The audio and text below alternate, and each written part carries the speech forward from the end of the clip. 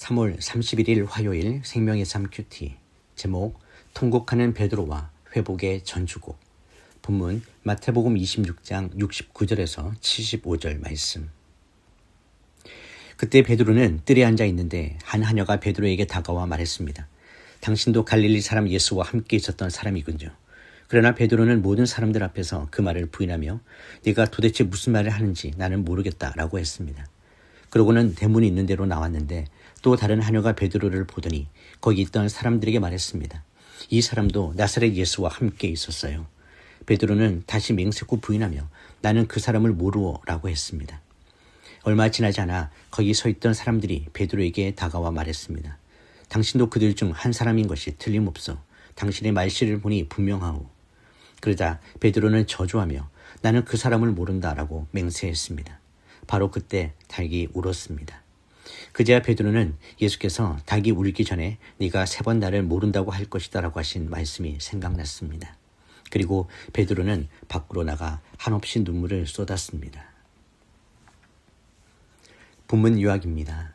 베드로는 대제사장의 집 바깥들에 앉아있다가 한 여종과 사람들에게 3번이나 예수와 함께 있었다는 추궁을 받습니다.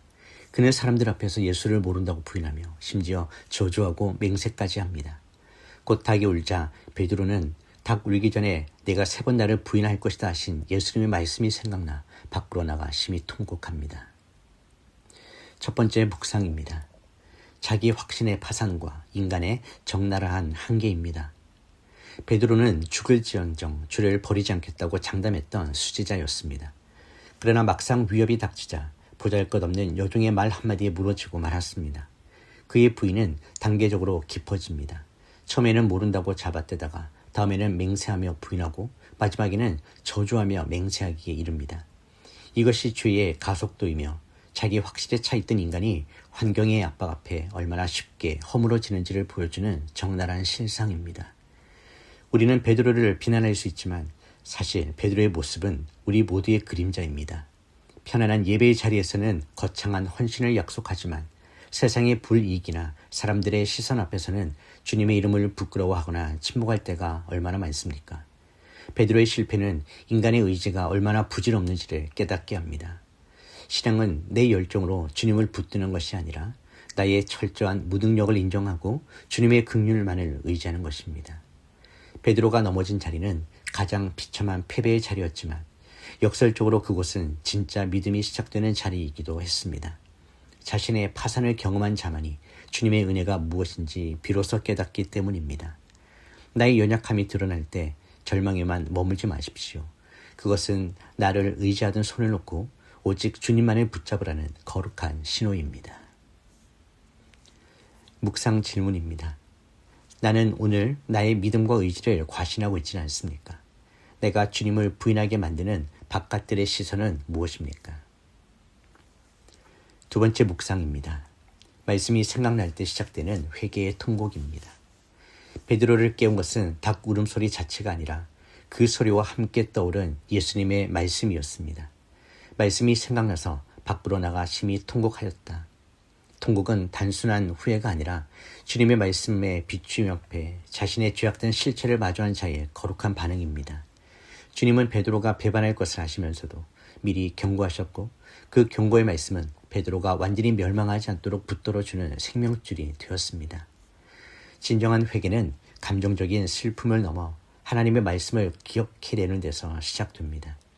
죄 가운데 있을 때 우리를 살리는 것은 성령께서 생각나게 하시는 주님의 말씀입니다. 베드로는 유다처럼 자책하며 스스로를 포기하지 않았고 주님의 말씀을 붙들고 통곡하며 하나님께로 돌이켰습니다.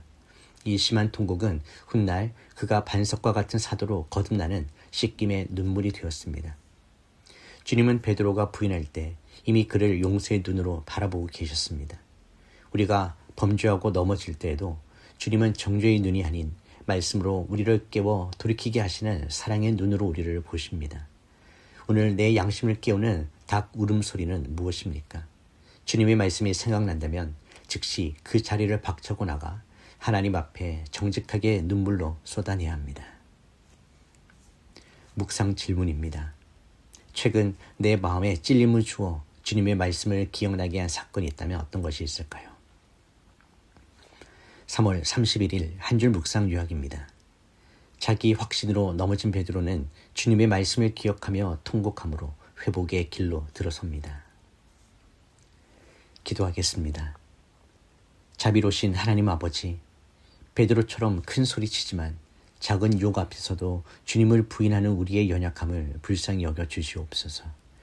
우리의 의지와 결단을 의지하지 않고 오직 우리를 붙드시는 주님의 신실하심만을 의지하게 하여 주시옵소서. 죄의 길에 서 있을 때 주님의 말씀이 생각나게 하시고 우리의 잘못을 깨닫는 즉시 통곡하며 주님께 돌이키는 정직한 회개의 영을 부어 주옵소서. 넘어진 우리를 다시 일으켜 세우시는 주님을 바라보며 찬양합니다. 예수님의 이름으로 기도드립니다. 아멘.